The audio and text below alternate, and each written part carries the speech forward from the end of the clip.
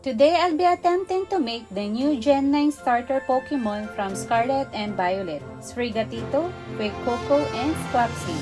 I'm going to make the dough. First, put 100 grams of margarine and a half cup of glass of powdered sugar, then blend it. Next, put 60 mg of molasses and 1 egg yolk.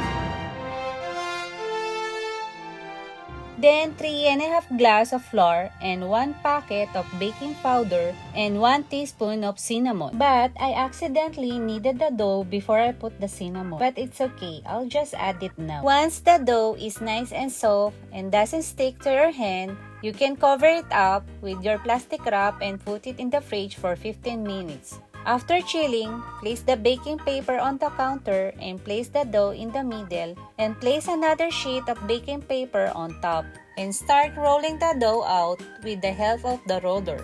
I don't have a mold cutter for the Gen 9 Pokemon, so I draw them on paper and use that as my reference to cut around them.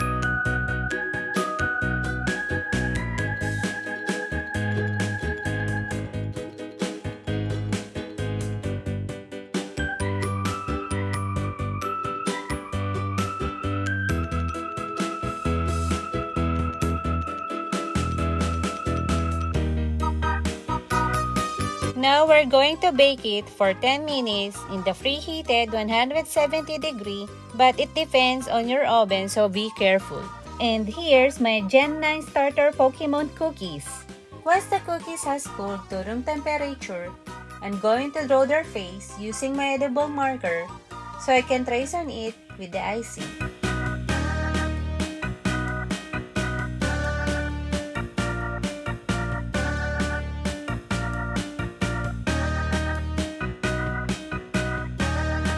To make the royal icing, put powdered sugar and carefully add the milk, and if it's not enough, put a little more. And now I'm going to add my black food coloring. Since my food coloring is liquid, I put a little less milk so it doesn't dilute it. Now I'm going to trace on it with my black icing, and once we're finished with that, I'm gonna color them.